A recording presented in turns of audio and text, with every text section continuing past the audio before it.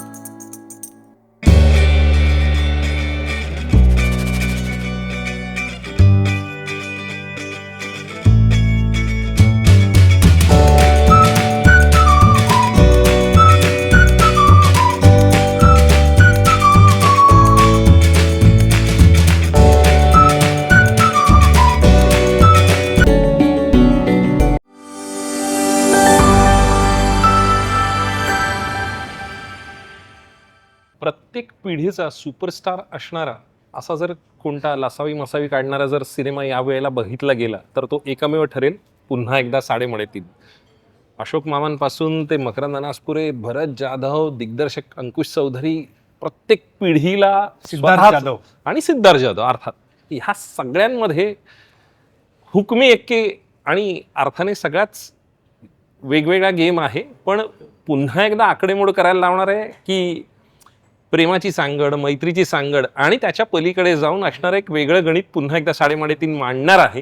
हे आपण जाणून घेऊया. खूप खूप स्वागत आहे लेट्सअपमध्ये. आणि अंकुश, ही मोठ बांधताना पुन्हा एकदा म्हणजे मला जिप्सीचा कट्टा आठवतोय की ज्या वेळेला साडेमडेतीन सुरू झालं, तू सचित, त्यावेळेस असणारा संजय जाधव आणि मग ती गोष्ट तिथपासून आत्तापर्यंतचा हा प्रवास वेगळ्या अर्थाने नॉस्टॅल्जिक करणार आहे. खूप खूप म्हणजे मला असं वाटतं की त्यावेळेला देखील काळाची गरज होती. फिल्म खूप चालत नव्हत्या आणि त्यावेळेला असं मला वाटलं होतं की माझी फिल्म जर चालायची असेल तर काहीतरी घडायला हवं. पण ते समजत नव्हतं काय करायचं. पण सचित आणि माझ्या डोक्यात आलं होतं की असं काहीतरी करूया की जे चालणारी गोष्ट असेल, लोकांना काय आवडतं.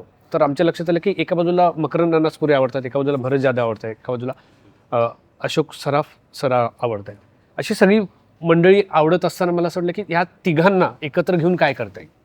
आणि मग गोष्ट विचार करत मग चलती का नाम गाडी करायचं ठरवलं. संजय मोनेंना बरोबर घेतलं आणि त्यांनी उत्तम स्क्रिप्ट लिहिलं. आणि सचितचं आणि माझं स्वप्न पूर्ण झालं की सगळेजण हो म्हणाले. सिद्धार्थ जाधव त्यावेळेला जस्ट एंटर झाला होता, काही फिल्म्स त्याने केल्या होत्या, नाटक करत होता. सो आज ज्या तेजीमध्ये तो आहे तर त्याचं कारण मला असं वाटतं की त्याची सुरुवात खूप छान झाली आणि मनापासून तो करत आला काम. सगळेजण एकत्र आल्यानंतर तेव्हा ठरवलं की आता पिक्चर चालावा म्हणून. आणि तो पिक्चर त्यावेळेला चालला, सगळ्यांना आवडला. हे कॅरेक्टर्स सगळ्यांना आवडले, रतन, मदन, चंदन आणि त्यांच्या आयुष्यात आलेली अमृता होती. आता यावेळेला आम्ही वेगळी मोठ बांधली आहे. पण पुन्हा एकदा त्यांच्यासमोर स्क्रिप्ट घेऊन गेलो तेव्हा सगळेजण लगेच तयार झाले. ही गोष्ट चांगली घडली की 2008मध्ये रिलीज झाली होती फिल्म. त्यानंतर आत्ता आपण करतो म्हणजे खूप वर्ष झाली 2025मध्ये. मग रिंकूला गोष्ट ऐकवली, तिला देखील खूप आवडली आणि आज जी काय आहे 30 जानेवारीला आज तुमच्यासमोर येईल. निश्चित हे सगळं ज्या वेळेला खूप शिस्त, नियमबद्ध आणि अशा पद्धतीचे रतन, मदन, चंदन सगळे आहेत, अशा ह्याच्यात एक वेगळा फॅक्टर कायम, एक वेगळा किरण घेऊन येतं. काय मकरंद ही गंमत असते आणि नियम मोडायला सगळं आवडतं वगैरे? बघ आता पहिल्या वेळी काय होतं की पहिल्या वेळी ती मोठ जमवावी लागते. करेक्ट. आणि अंकुशनी त्या काळात सचितने आणि अंकुशने ती मोठ जमवली होती. ती पुन्हा इतक्या वर्षानंतर मला वाटते 2008 नंतर आता 2026 आहे, इतका मधला एक गॅप. आणि पुन्हा एकदा ती मोठ जमवायची, त्यासाठीचं सगळं करणं. त्यासाठी मुळात तुम्हाला निर्माते खूप स्ट्रॉंग लागतात. तर अमेय खोपकरांनी या सगळ्या प्रोडक्शनमध्ये कुठेही कॉम्प्रोमाइज केलेलं नाही आहे असं तुम्हाला लक्षात येईल. एक म्हणजे दुसरं, पुन्हा आम्ही तिघे पहिल्या सिनेमामध्ये मी मिशी काढायला तयार नव्हतो. म्हणजे हे अंकुशला माहीत होतं, तर मी नाही नाही नाही. तर ह्यांनी जवळजवळ पाऊण तास मला इतकं ब्रेन वॉश केलं की तू मिशांशिवाय किती सुंदर दिसतोस. आणि भरतचा अभिनय आपल्याला माहिती आहे आधीपासून, तो इतका कन्व्हिन्सिंग ऍक्टर आहे. आणि त्याने Natural. मला- नॅचरल. आणि त्याने मला मिशा काढायला लावल्या तेव्हा. तर यावेळेस मी अगदी सहजतेनं काढल्या, कारण ही पुन्हा दुसरी. पण दुसऱ्या वेळेस आपल्याला पुन्हा तीच मजा येईल का, हा जो मूळ प्रश्न असतो Correct. कलावंतांना. नाही तर काय आपण रिपिटेटिव्हली तेच तेच करतोय असं, किंवा प्रेक्षकही म्हणू शकतात की यार तुम्ही तेच तेच करता राहा. तर त्याच्याऐवजी काही करू शकतोय का, तर डेफिनेटली हो. यावेळेस आम्ही एक वेगळी गोष्ट, कारण ती पहिल्याच वाचनामध्ये आम्ही हो म्हणालो, त्याचं कारणच असं आहे की ती वेगळी आहे आणि चांगली आहे. आणि यावेळेस आमच्यामध्ये एक मोठी नायिका आली, मोठी रिंकू. पिटी काही नाही सर. अगं हो. तर ती आल्यानंतर एक वेगळा सगळा हे माहोल. माहोल जमला. आणि आमच्या तिघांची भावांची म्हणून केमिस्ट्री ती खूप महत्त्वाची होती, की त्यातला निरागसपणा हरवता कामा नये. ते तीन भाऊ खूप निरागस आहेत म्हणून महाराष्ट्राने त्यांच्यावर प्रेम केलं. ॲब्सोल्युटली. तर ती निरागसता कुठेही हरवू न देता अंकुशने फार मनापासून प्रयत्न या सिनेमात केलेला आहे. आणि तो यशस्वी व्हावा असं कलावंत म्हणून आपल्याला नेहमी वाटतं, तसं मला.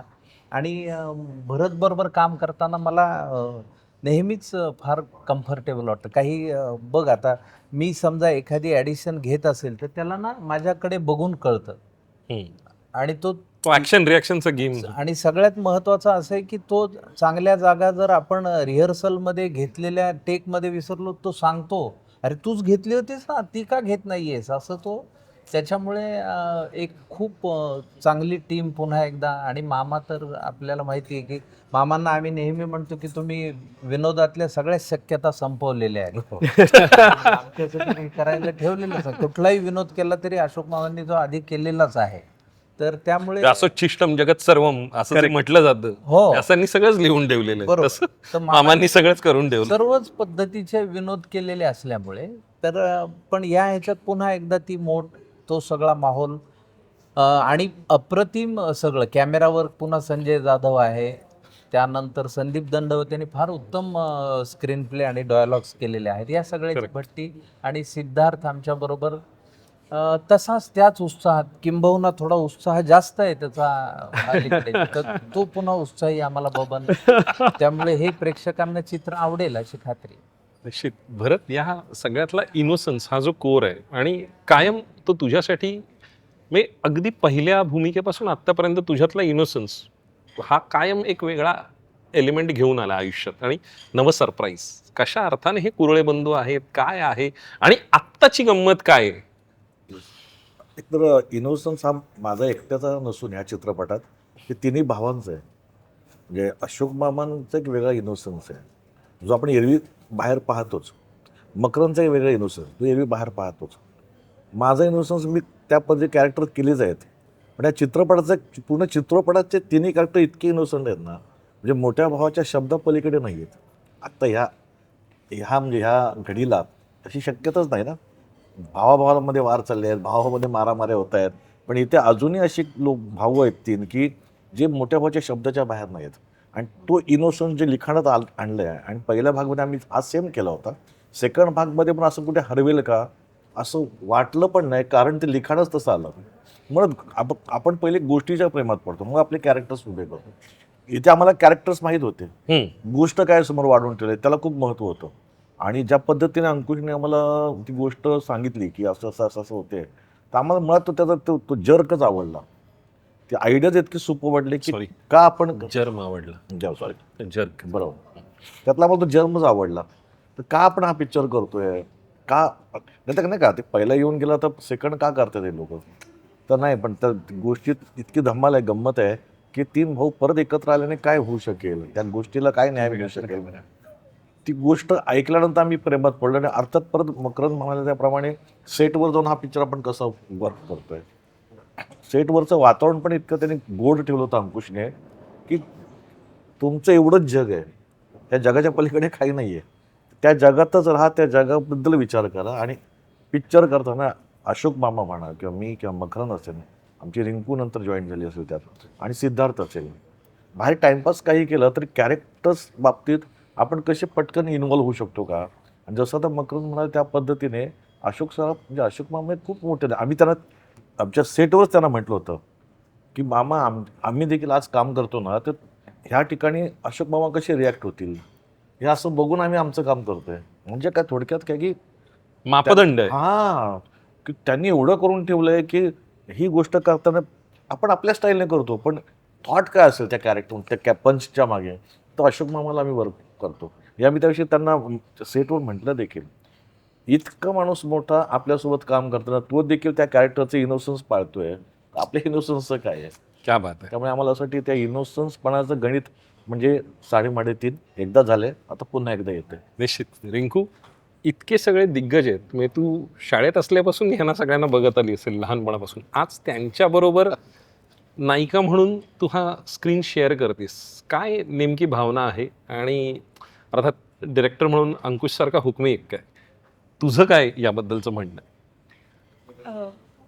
अर्थातच आनंद झालता आणि म्हणजे मी नेहमी असं म्हणते की मी कलेच्या विद्यापीठात राहिले त्यावेळी, कारण सगळेच एकाहून एक आहेत, इतक्या वर्षांचा सगळ्यांचा अनुभव आहे आणि सगळ्यांचीच इच्छा असते की मामांसोबत काम करायचं आहे. मकरंद सर असतील, भरत सर असतील, पण हे सगळे एका फिल्ममध्ये मला एकत्र मिळाले काम करायला आणि त्यांच्यासोबत मला स्क्रीन शेअर करता आलं, बऱ्याच गोष्टी शिकता आल्या. इव्हन त्यांना काम करताना समोर बघणं ही पण खूप मोठी गोष्ट आहे.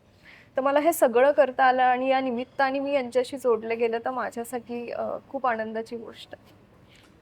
यामध्ये सगळ्यात जास्त रिलेट लोक काय करतील असं वाटतंय? कारण आता फॅमिली एंटरटेनरची व्याख्या बदलली जाते. अशा वेळेला संवाद, कॅरेक्टर्स की असणारी गोष्ट काय रिलेटेबल आहे? अंकुश, काय वाटतं यावेळेला प्रेक्षक? मला वाटतं हे जे सगळे कॅरेक्टर्स आहेत, रतन मदन चंदन म्हणा, बबन म्हणा, किंवा त्यांच्या आयुष्यात आलेली कामिनी म्हणा, प्रत्येकाच्या आयुष्यात एखादी मुलगी आल्यानंतर काय होतं हे सगळ्यांनाच माहिती आहे. त्या वयात ती मुलगी आल्यानंतर काय काय होतं हे सगळ्यांनाच माहिती आहे. पण मला असं वाटतं की त्या काळात आली मुलगी तेव्हा काय झालं आणि आजच्या काळात आली मुलगी तर काय होऊ शकतं. मला असं वाटतं की विचार तोच राहतो, पण बघण्याचा दृष्टिकोन बदलतो. मुळात इंटरेस्टिंग मुद्दा आहे.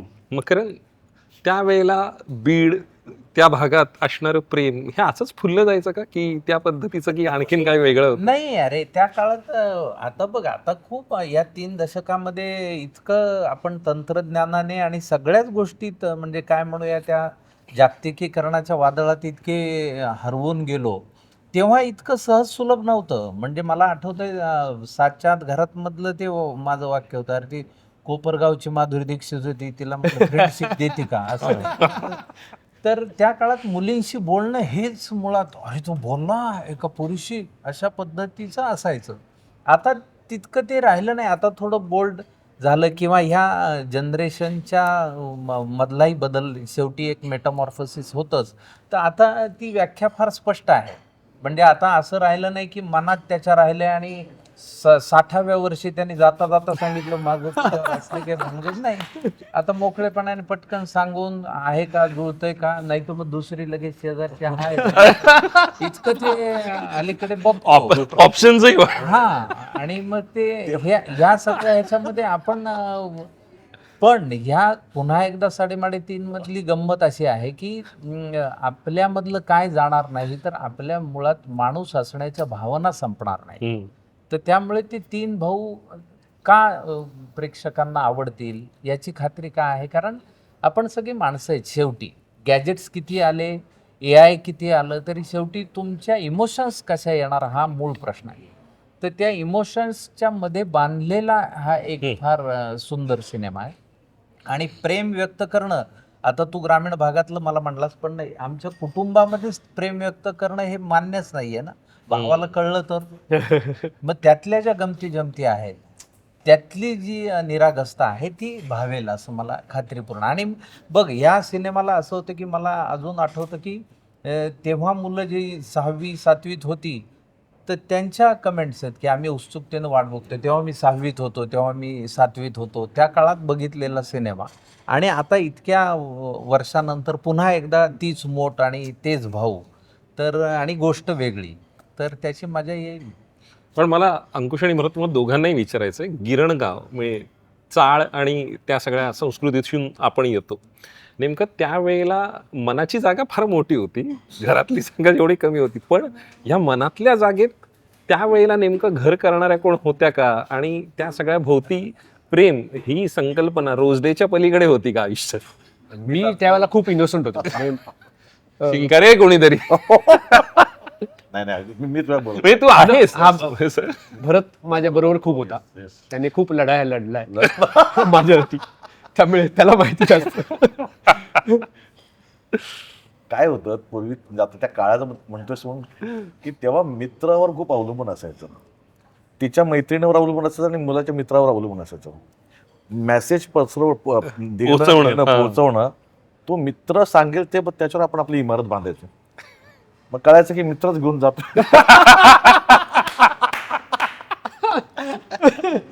तो आणि आत्ताचा फरक, आता डायरेक्टच एकमेकांना बोलतात. काल बोलल्याने आज परत विभक्त झालं. इतकी अवस्था बेकार, इतकं फास्ट चाललंय. अरे प्रेमाचंच नाही, लग्नाचं सुद्धा काल लग्न केलं आणि 24 तासात डिवोर्स घेतला असे पण आहेत ना आता.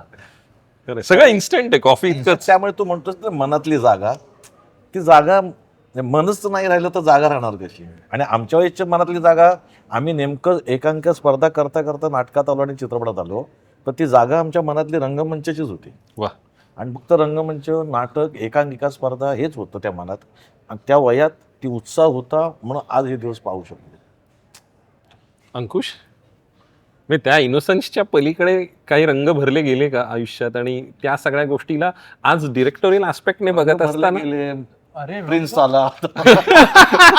त्याचं मला आठवतंय ते बेधुंद मनाच्या लहरीच्या वेळेस त्याला एका मुलीने रक्ताने पत्र लिहिलं होतं. ते ETVला मी वाचलं होतं. अरे म्हणलं हे अंकुश चौधरीला आलंय.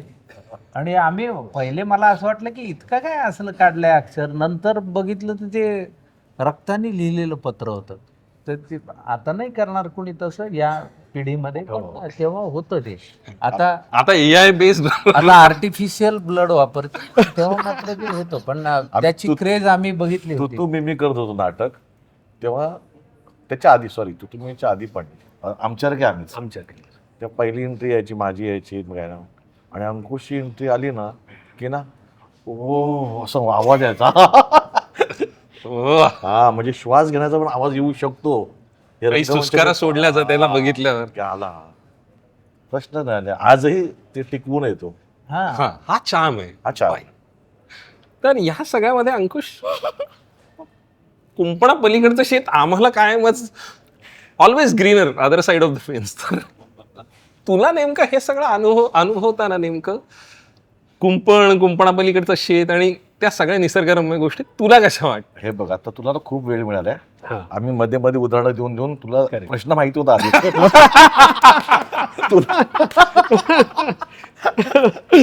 तू तयारी करायला मिळाली. आता बिनधास्त बोल. नाही, पण प्रेम या संकल्पनेवर दिग्दर्शक नाही बोलणार तर आणखीन कोण बोलणार? मला असं वाटतं की प्रेम हे करत राहावं. विचार केला तर मग ते प्रेम नाही म्हणताय, की त्याच्या पाठीमागे काय होईल, पुढे काय होईल. आणि मला असं वाटतं की मनापासून प्रामाणिकपणे प्रेम करणं खूप महत्त्वाचं आहे. मग ते किती वेळा होईल आपल्याला माहीत नसतं, पण ते होतं. ते एकदा होईल, दोनदा होईल, तीनदा होईल, सांगता येत नाही. आपलं आईवर पण तेवढंच प्रेम असतं, बहिणीवर पण तेवढंच असतं, आणि असणाऱ्या बायकोवर पण आपलं खूप प्रेम असतं. पण अमृता प्रीतम यांचं वाक्य आहे की मी प्रेमात पडते त्यावेळेला मला कायम ते पहिलंच आहे, इतक्याच इंटेन्सिटीने मी पडत. तर ती जी महत्वाची गोष्ट आहे ना, तर ते तुझ्या या ह्याला रिलेट होतं मला असं वाटतं. ह्या सगळ्यामध्ये ज्या वेळेला नियम आणि शिस्तीचं आणि चौकटीचं बंधन असतं, त्यावेळेला त्यातल्या प्रेमाची आणि त्यातली उत्कटता किंवा त्यातल्या स्वाभाविकता ही कशी जपली जाईल? मला असं वाटतं हे तीन भाऊ जेव्हा इनोसंटली एकमेकाशी वागतात, त्यांचे एक स्वतःचं जग आहे, ऑलवेज स्वतःचं जग आहे. आणि त्यांचं गॅरेज, त्यांचं घर, मुलींच्याकडे न बघणं, सतत लांब ठेवणं, तो विषय पण काढायचा नाही, इतके घाबरलेले दोन भाऊ. हे जगच खूप वेळ आहे. त्यांच्या आयुष्यात एक मुलगी येते आणि जसं भरत मगाशी म्हणाल तो शब्द करेक्ट होता, जर्क. या फिल्ममध्ये तो जर्क येणार आहे. हो, तो जर्मच असा लिहिला गेला, त्याचा तो जर्क येणार आहे आणि तो अजून आम्ही लपवून ठेवलाय कारण तुम्हाला तो पडद्यावर बघण्यातच मजा आहे. आणि काय आहे की जेव्हा केव्हा आपण कधीही विचार करू, तू परत परत पिक्चर काढून लोक का बघतात साडेबारातीन, याचं कारण ही माणसं अशी हवी आहेत त्यांना. आज कुठेही भांडण न करणारी, एकमेकांना खूप जपणारी, खूप प्रेम करणारी, सांभाळणारी. मोठा भाऊ चिडतो पण कशासाठी, काळजीपोटी चिडतो. त्याची काहीतरी एक बॅकस्टोरी, त्याच्यामुळे तो चिडत राहतो की बघ ह्यांच्या आयुष्यात तसं काही होऊ नये, त्याच्यामुळे मी सांभाळतो ही गोष्ट. तर असं प्रेम बघायला लोकांना नक्की आवडेल आणि लोक तिकीट काढून बघायला जातील असं प्रेम, मला असं वाटतं. निश्चित. रिंकू, तू तर या पिढीची प्रतिनिधी आहेस जे AI बेस्ड अख्खं प्रेमही आता अनुभवत आहेत आणि लव्ह लेटर्सही जिकडे ChatGPT किंवा परप्लेक्सिटी क्राफ्ट करून देते, अशा वेळेला नेमकं आत्ताची पिढी या सगळ्या गोष्टीकडे कशा अर्थानं बघेल आणि तुझ्या आयुष्यात हे काही उमललंय, फुललंय, तुझ्या असणाऱ्या डिजिटलवरच्या इतक्या बातम्या आहेत, त्या सगळ्या गोष्टींमध्ये काय खरं आहे काय खोटं आहे याचा खुलासा तू करावास असं मला काही वाटतंय. उमललं फुललं नाहीये, पण पण मला आशा आहे, म्हणजे आशा येऊन गेली ना. आशा येऊन गेली, रिलीज बायकांवर येऊन गेला अशा. मला एवढंच म्हणायचं, मी मगाशीच बोलणार होते मकरंद सरांना की मला अपमान वाटेल इतकं आत्ताची जेन्झी वाईट नाहीये. मला वाटतं की आत्ताच्या पिढीला ना खूप जास्त क्लिअरिटी आहे. म्हणजे आत्ताच मी इथं खूप कन्फ्यूज झाले. हे म्हणाले की आमच्या वेळी असं प्रेम होतं, आत्ता मी त्यातलीच आहे. म्हणजे आपलं एकच घर असणार आहे, एकदाच आपण प्रेम करणार. पण मला वाटतं क्लिअरिटी, आणि पुन्हा डिरेक्टर पण इकडे म्हणतात की प्रेम करत राहा, प्रेम करत राहा, प्रेम करत राहा. सो नक्की करायचं काय? ऐकू कुणाचं, इथे का इथे? बघ आता सुवर्ण मध्ये तुला गाठायचं. नाही, पण मी सरांच्या मताशी जास्त सहमत. सहमत असणारी मुलगी आहे की कोणाच्या इमोशन सोबत खेळू नका. आपण जेव्हा एकामध्ये इन्व्हेस्ट करतो तेव्हा ते आपण Emotionally खूप- invest करतो. हा, तेव्हा ते आपण खूप मनापासून इन्व्हेस्ट झालेलो असतो. तर तेवढी जबाबदारी घ्यायची. बाबा मरेपर्यंत पुढच्याला झेलणार असू तर ये, नसेल तर नको येऊ. काय क्लॅरिटी ऑफ थॉट्स. आजकालची मुलं ही महत्वाची गोष्ट आहे. कारण बघ, आता तू प्रेमाचं स्वरूप जसं मी म्हणालो तसं की आपण दररोजच्या बातम्या वाचतो त्यावेळी बघतो ना आपण की 24 तासात घटस्फोट किंवा ऐन लग्नाच्या वेळीच ते लग्न झालं नाही, अशाही आपण बातम्या वाचलेल्या आहेत आणि त्या काही खरंय. खोट्या नाही आहेत. पण ही क्लॅरिटी ठेवून एक विचार करणारा वर्ग आहेच आहे ना. आणि म्हणून मी म्हणलं की आपली जी मूळ भावना आहे ती कुठे हरवणार नाही. म्हणजे म्हणून मी म्हणलं की आभासी जगाच्या साह्यानं तुम्हाला काही उभं करता येईल, पण ती मूळ भावना नाही उभी करता येणार, असं मला ठामपणे वाटतं. निश्चित. तुम्हाला तिघांना असा प्रश्न आहे की अशी कोणती गोष्ट होती की सेटवर किंवा गोष्ट ऐकताना अशी वाटली की हा सिनेमा मी केला पाहिजे किंवा हा सीन अतिशय उत्तम झाला, की या गोष्टीसाठी म्हणून लोक खरंच येतील यार, की आत्ता हा थोडासा डिफरन्शिएटर आहे इतरांपेक्षा आणि हा USP आहे या फिल्मचा. नाही, पिक्चरचा USP हाच आहे, इनोसन्स. गोष्ट पण इतकी चांगली आणली आहे की मला असं वाटतं की कुठल्या सीनबद्दल बोलणं खूपच हे होईल. पिक्चरचा तो फ्लो आहे ना, ज्या पद्धतीने पिक्चर घडत जातो आणि अडकत जातो आपण त्या ॲज अ ऑडियन्स म्हणून. जसं आम्ही पिक्चर ऐकताना आम्ही जसं अडकत गेलो, काम करताना आम्हालाही जाणवतं की अरे मस्त आपण त्याचा फ्लो मस्त जातोय. तो फ्लो जाण्यासाठी जे वर्किंग असतं ना, ते वर्किंग इतकं चाबूक होतं, शार्प होतं त्याच्या दृष्टीने अंकुशच्या. त्यामुळे आम्हालाही वाटतं की अरे हा पण सीन लोकांना आवडेल, हा पण सीन आवडेल, क्लायमॅक्सला अशा ज्या गोष्टी आहेत ते पण लोकांना आवडेल. त्यामुळे आणि अर्थात आपण आवडण्यासाठीच ह्या गोष्टी करत असतो. पण ह्या पिक्चरचा तो प्लस पॉईंट आहे की हे सगळं करताना ह्या प्रत्येकाने, प्रत्येक कॅरेक्टरने त्यांचा इमोशन्स मस्त जपलं आहे. कुठे असं उद्धटपणा किंवा उगाचच का केलं असं कुठेही जाणवत नाही. त्यामुळे मला असं वाटतं की हा पिक्चरचा फ्लोच मजबूत आहे, जो पुरा पिक्चर लोकांना आवडू शकेल. आणि तू म्हणला तसं पहिल्या पार्टमध्ये काय होतं बघ, माझी भूमिका जी होती, म्हणजे मी स्क्रिप्ट वाचल्यावर अंकुशला म्हणलं की अरे मी करण्यासारखं नाही आहे, हे कुणी करू शकेल हे, असं मला ते माझं पात्र वाचून. नाही, तो म्हणाला तू पाहिजेस. त्यावेळी त्याच्या डोक्यात ते क्लिअर होतं. आणि मग एक सीन डेव्हलप झाला की हा नेमका भाऊ आहे मधला म्हणजे काय आहे. मग एक सिग्नलचा एक प्रसंग झाला, तो सिग्नल सारखा असतो, पिवळ्या लाईट सारखा असतो, अशा पद्धतीचा एक सीन आधीच्या पार्टमध्ये होता. या भागामध्ये असं झालंय की त्याला एक निश्चित पात्र आहे. तो थोडासा एक त्या 3 भावांमधला एक थोडासा चाभरा असतो ना तसा, पण त्यालाही एक मर्यादा. स्वतःचेच एक चाबरेपणा आहे, पण त्या मर्यादित चाबरेपणा आहे. त्यामुळे एक कॅरेक्टर सापडण्यासाठी त्याने मला खूप मदत केली. नेमकं तुझं पात्र काय आहे, मग तो संदर्भ जुना घेऊन ह्या नवीन ह्याच्यात मांडताना पुन्हा 3 भावांची 3 पात्र आहेत. मोठा भाऊ ओव्हर पॉझेसिव्ह आहे, तो ओव्हर प्रोटेक्टिव्ह आहे, तो दोघाही भावांनी बाहेर जाऊ नये यासाठी, आणि लहान भाऊ खरोखरीच इनोसंट आहे, त्याला खरंच काही कळत नाही, आणि हा आहे ह्याला कळतं असं हा दाखवतो, पण ह्यालाही कळत नाही. तर त्यामुळे ती मोठ बांधणं ही एक फार मजेशीर गोष्ट होती. आणि आणि त्याचा अंडर करंट इतकं इनोसेंट ठेवणं ही हो. फार हे मला नाही म्हणण्याचं काही कारणच नव्हतं. अंकुश सर डिरेक्टर होते नाही म्हणजे आणि हे 3 एका फिल्म मध्ये कोणालाच नाहीत मिळत पटकन, आणि मला त्या Correct. तिघांसोबत काम करायची संधी होती, त्याच्यामुळे नाहीच माझ्याकडे असं काही ऑप्शनच नव्हतं. निश्चित ह्या सगळ्या हुकमी एक्क्यांना एकत्र आणताना नेमकं त्यांची तुला जाणवलेली खासियत काय? कारण भरत मित्र म्हणून आणि अभिनेता म्हणून, किंवा मकरंद नाही, मित्र आणि अभिनेता आणि मामा सिद्धार्थ, काम करत असताना ही माणसं वेगळी भासतात. ती डिरेक्टरियल लेन्समधून बघताना तुला नेमकं कसं जाणं?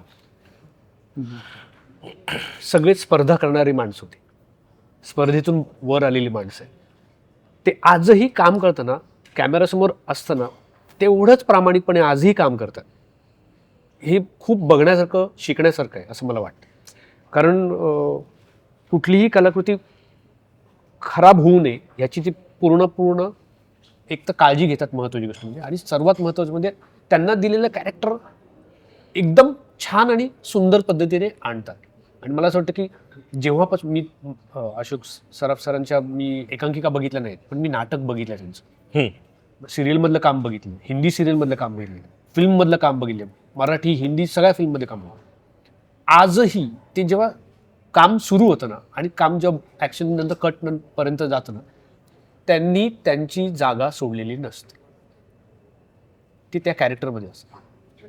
Same goes with Bharat, same Makarand sir, Siddharth, आजच्या पिढीतला सिद्धार्थ सुद्धा.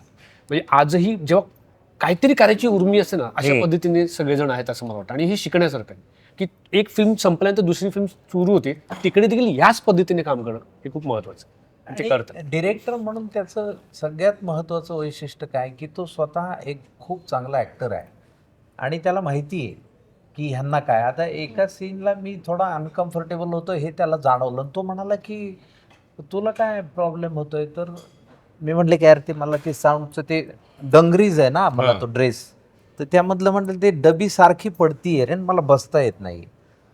तर त्यांनी साऊंड रेकॉर्डिस्टला सांगितलं की ह्याला पुन्हा हे लावायचं नाही, तुम्ही त्याचा साऊंड कसा घ्यायचा आहे तो घ्या, पण हे ह्याला नको.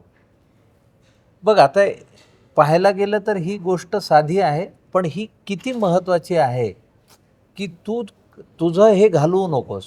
त्या ह्याच्यामुळे आपण इथे बसलो की डबा आपल्याला मागे टोचतोय, पडतोय, तर कलाकाराचा कम्फर्ट काढून टाक. हा, तर तो ॲक्टर म्हणून, माणूस म्हणून तेवढा, आणि कधीही न ओरडणारा दिग्दर्शक असं म्हणशील तर मी त्याचं नाव घेईल बा. तो कधीच ओरडला नाही. टेक्निकली MS धोनी आहे ना, तो कॅप्टन कूल आहे तो एकदम. अगदी कॅप्टन कूलच आहे तो. अतिशय शांतपणे कुठलंही काही असले तरी त्या समस्येचं अत्यंत मार्मिक सोल्युशन काढेपर्यंत शांत बसणारा दिग्दर्शक आहे. पण त्याला जे पाहिजे ते मिळालं की मग तो हळूच ओके म्हणायचा. क्या बात. रॅपिड फायर शेवटच्या ह्याच्या टप्प्याकडे जात असताना अंकुश, तुला विचारायचं आहे मला की दिग्दर्शनात सर्वात अवघड काय, स्क्रिप्ट की कलाकारांना सांभाळणं? Script, always script. तुमची लिहिलेली गोष्ट चांगली असेल तरच ते झाड उगवू शकतं. आणि मग मी नेहमी असं म्हणतो की ना, गोष्ट एक असते, डिरेक्टर 5 असू शकतात, कलाकार 100 असू शकतात, पण गोष्टच चांगली असेल तरच हे होऊ शकतं. बरोबर. एक कलाकार ज्याच्यासाठी पुन्हा पुन्हा सिनेमा करायला आवडेल. हे सगळी स्टारकास्ट, नाही, ह्याची तरी एक थर्ड पार्ट रेडी झालाय ऑलरेडी. सीन कट म्हटल्यावर सर्वात जास्त कोणी लाफ्टर काढलं? मला वाटतं सीन चालू असताना खूप लाफ्टर ह्या लोकांनी काढलं, खूपच काढलं. म्हणजे मला त्याचा फायदा हा झाला की मला माहिती आहे आता ऑडियन्स कुठे कुठे हसणार. ओके. तर सगळ्यांनी बॅटिंग केलेली आहे, सगळ्यांनी. म्हणजे आणि मला सांगायला आनंद होता आता सिद्धार्थ इथे नाहीये म्हणून, पण जसं मगाशी म्हणाल की फिल्मची पहिला पार्ट जेव्हा केला तेव्हा सिद्धार्थ जस्ट सुरू झाला. Budding correct. तर हा पार्ट करत असताना मी सिद्धार्थला बसून व्यवस्थित समजावलं. म्हटलं बघ, मला माहिती आहे त्यावेळेला तुला से नव्हता किंवा तू बोलू शकत नव्हतं की बाबा नाही मला हा रोल नाही करता, पण या पार्टमध्ये मी ते पाळलंय की तू बोललाच पाहिजेस की मला आवडलं हे यामध्ये काम करायला. कारण त्याने त्याचा औरा जपत आता स्टार पद मिळवलंय, तर या फिल्ममध्ये देखील त्याचं ते टिकलं पाहिजे. या तिघांबरोबर चौथा पण एक स्टार आला पाहिजे. करेक्ट. तर ते पाळण्याचा मी प्रयत्न केला. येस. मकरंद, तुझ्यासाठी परफेक्ट कॉमेडी म्हणजे काय? टायमिंग. सर्वात धोकादायक गोष्ट इम्प्रोव्हायझेशन की स्क्रिप्ट? मला इम्प्रोव्हायझेशन कधीच धोकादायक वाटलं नाही. म्हणजे भरत माझ्याबरोबर असेल तर मी 2.5 तासाचं न लिहिलेलं नाटक सुद्धा करू शकतो. आम्ही तसे स्किट केलेले आहेत, त्यामुळे मला माहिती आहे. मला आणि एक सीन पण आम्ही एकदाच केला होता प्राण जाय पर शान जायमध्ये. तो हा होता म्हणून मी केला. ह्याने त्या सीन मध्ये मला 2दा प्रॉम्प्टिंग केलंय, पण हे कुणीही पकडून दाखवावं. त्यांनी 2दा मी विसरलो आणि त्यांनी मला सांगितलंय, पण तुम्हाला कधीच ते प्रेक्षक म्हणून पकडता येणार नाही. क्या बात आहे. ह्या सगळ्यात को ॲक्टर म्हणून सगळ्यात भावलेली रिंकूमधली, भरतमधली आणि मामांमधली आणि सिद्धूमधली खासियत कोणती? मला तिघांकडनंही फार चांगल्या पद्धतीनं शिकायला मिळतं आणि ही माझ्यासाठी नवीन आहे, पण मला ती नवीन वाटलीच नाही. ती इतक्या चांगल्या पद्धतीनं त्यांनी तो रोल समजून आणि त्या इतक्या सहजतेनं ती आमच्याबरोबर ब्लेंड झाली आहे की अरे ही तर ह्या घरातच होती असं वाटलं. आणि सगळ्यात जास्त मोमेंट असा कोणता आहे आणि जो अंकुश बरोबर सेलिब्रेट करता आला या सगळ्या? मी तुला सांगितलं की तो दिग्दर्शक आणि ॲक्टर ह्याच्याबरोबरच तो खूप चांगला माणूस आहे. त्याच्यामुळे त्यांनी आम्हाला अगदी आतली गोष्ट सांगायची तर आम्ही तिथे वेळ घालवण्यासाठी पत्ते खेळायचो. तर त्याचं दिग्दर्शक म्हणून किती मोठेपणा सांगावा की तो यायचा आणि म्हणायचा डाव जर पूर्ण झाला असेल तर शॉट रेडी आहे, नाही तर संपूर्ण करून रेडी आहेच आहे. नंतर त्याने बाजूलाच ठेवलं होतं. हा, इथे लाइटिंग चालू इथेच बसा ना तुम्ही, तेवढा पण अंतर चालायचा त्रास घेऊ नका. आता अजून काय सगळ्यात कानाला मनाला साथ घालणारं नेमकं काय? एखादी सोशल मीडियाची रील की थिएटरमधली प्रेक्षकाची टाळ? थिएटरमध्ये टाळी. या सगळ्यात सिद्धार्थ, मकरंद, अंकुश आणि मामा ह्यांच्याबद्दल जर तुला वाटत असेल तर एक त्यांचं गुण किंवा ती खासियत. नावातच आहे साडेमाडे तीन. ना साडेला बाजू करू शकत, ना माडेला बाजू करू शकतो, ना 3ला बाजू करू शकत आहे. म्हणताना आपण साडेमाडे तीनच बोलतो. तसे ह्यांची नावं तशीच आहे. मित्र म्हणून ज्या काम करताना कळते की माझा पण सीन असेल किंवा आता माझा मकरंदचा सीन असेल तर जसं मकरंद म्हणायचं की तो सीन किती गोड झाला पाहिजे ह्याच्यावर लक्ष असायचं. नाही त्या सीनमध्ये असे होता कामा नये की त्याने त्याचं कॅरेक्टर सोडलं पाहिजे की मी माझं कॅरेक्टर सोडलं पाहिजे. का तो गोडवा जपलं आहे. जे अंकुश नेहमीच म्हणतो की आम्ही शॉट देताना अंकुश फक्त आम्हालाच 10 वेळा विचारायला आवडलं ना, झालं ना, बरोबर, हां मस्त आहे मस्त आहे मस्त आहे मस्त आहे, इतका सॉफ्टली तो सांगायचा. त्याला कारण काय की तो पण ना त्या आमच्या कॅरेक्टरमध्येच इन्व्हॉल्व होऊन कुठे लाऊड न करता किंवा यस ओके असं काय उत्साह न दाखवता आता तो एक सटलपणा येतो ना त्या कॅरेक्टरमध्ये, तो सटलपणा राहतो. त्यामुळे ही सगळीच मंडळी जेव्हा काम करता आपल्याला कळते की अरे हे अपूर्ण आहेत. ते साडेमाडे तीन करेक्ट नाव आहे आमच्या त्या कामांसाठी आणि आमच्या प्रत्येकाच्या मैत्रीसाठी. आज इतक्या टप्प्यानंतर, अनुभवानंतर मनाला समाधान देणारी सेटवरची गोष्ट कोणती असते? अनुभवानंतर म्हणण्यापेक्षा मला असं वाटतं की जेव्हा डिरेक्टरचं ओके चांगलं येतो ना तेव्हा तो सुखद असतो. ती मुवमेंट आपण एकदा सीन करतो, कधी ते सीन फसू शकतो, कधी चांगला होऊ शकतो, कधी लाऊड होऊ शकतो, पण जेव्हा तो करेक्ट सीन जातो आणि जेव्हा डिरेक्टरचं ओके येतं ना आणि त्याचा तो चेहरा कळतो आपल्याला, मला वाटतं कलाकार म्हणून आपल्याला तिथे वाटतं की क्या बात आहे, म्हणजे माझ्यानं चांगला सीन झाला आहे, ह्याला आवडला आहे. कारण डिरेक्टर त्याच्या विजनने बघत असतो ते कॅरेक्टर. ॲब्सोल्युटली. आणि पहिला प्रेक्षक तोच आहे तोच आहे. सिनेमाच्या ह्याच्यामध्ये. कारण नाटकाला कसं समोर लोक लगेच प्रतिसाद देतात प्रेक्षक, पण इथे तसं नसतं. इथं दिग्दर्शकाच्या चेहऱ्याकडे बघावं लागतं आणि तो जर असा असेल तर आपल्याला कळत नाही बरा झालाय का वाईट झालाय. रिंकू, सर्वात जास्त हसू तुला सेटवर कोणामुळे आलं? मकरंद सर, भरत सर, सिद्धू का मामा? ती हसत स्वतःमुळे. होती, नुसती हसत होती अरे, बस. हेच मला हवं. सतत म्हणजे काही सुरू झालं की ती हसायला लागायची. सगळे सगळे आणि तुझ्या या हसण्यामागचं, मंद स्मितामागचं रहस्य काय आहे? म्हणजे तू मगासपासून इतकं खुलून मी हसते. सगळ्यांवर काम केले, जितके इनोसंट आणि जितके शांत तसे ते कोणीच नाहीयेत सेटवरती. ऍक्च्युली सेटवरती सगळ्यात लहान मी, नाही तर हे सगळे असायचे. हिने आम्हाला शिकवलं पत्ते कसे लावायचे. मी प्रेक्षक होते. नाही मी प्रेक्षक होते हे पत्ते खेळायचे तेव्हा. मी शिकत काय होते. नेमकं काय, कशावर काय उतरायचं हे पण तू शिक. अजून नाही मला. शूटिंगचा सर्वात मेमोरेबल क्षण कोणता म्हणताय? सगळेच दिवस खरं तर असा एक नाही सांगता येणार मला. सगळेच. अंकुश चौधरी एका शब्दात डिस्क्राईब करायचं असेल तर? अंकुश. डिरेक्टर आणि ऍक्टर. ओके. सगळ्यांनाच एखादा जर हॅशटॅग 3:30ला द्यायचा असेल तर तो कोणता देता येईल? इनोसन्स. ओके. Of course innocence. मी वेगळा देईन, निरागस. वा. या फिल्मच्या कोणत्या गाण्याला सगळ्यात जास्त रील्स बनतील असं वाटतंय? आता येणाऱ्या गाण्याला. ओके. अहं. आणि या सीन म्हणजे या फिल्म मधला कोणता असा डायलॉग किंवा सीन व्हायरल होईल असं वाटतं? सीन व्हायरल मला असं वाटतं की तो जो जर्क म्हणतोय तो सगळ्यांना आवडेल. निश्चित. इतकं मनापासून तुम्ही बोललात, कारण मला असं वाटतं की त्यावेळेचा झी स्टुडिओजला माउंट करणारा, त्यावेळेचा झी सिनेमा टेक्निकली त्याला माउंट करण्यासाठी जर कोणती फिल्म आली तर ही आली. आत्ता तशा अर्थानं बॉक्स ऑफिसवर एक वेगळ्या अर्थाची मरगळ झटकून एक नवा परिमाण आत्ता सुरू होत आहे. 2026 आपल्यासाठी तशा अर्थाने आहे. हा कळस गाठणारा, एक वेगळा अध्याय लिहिणारा असा सिनेमा ठरावा. यासाठी 3:30ला पुन्हा 3:30ला खूप साऱ्या शुभेच्छा. Wish you love, luck and success. Thank you so much इतका आपल्यापणाने लेट्स अपशी बोलल्याबद्दल. थँक्यू.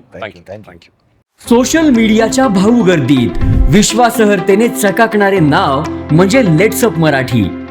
सगळ्यांना, सगळ्या नागरिकांना ती स्पीच, ती लेट्सअप वरील मुलाखती म्हणजे विचारांचा खजिना. त्यानंतरच्या निवडणुकीमध्ये मला सोडून गेले. बातम्या केवळ वस्तुस्थिती सांगणाऱ्या, न प्रोपोगंडा, फक्त जनतेचा अजेंडा. क्योंकि आने वाला कल जाने वाला है, जाने वाला कल आने वाला है. राजकारण, मनोरंजन असो की क्रीडा क्षेत्र, महाराष्ट्राची स्पंदने संवेदनशीलतेने टिपणारे माध्यम म्हणजे लेट्सअप मराठी. जगासोबत एक पाऊल पुढे राहण्यासाठी लेट्सअपचे ॲप, सोशल मीडिया आणि वेबसाईट सोबत कनेक्टेड रहा.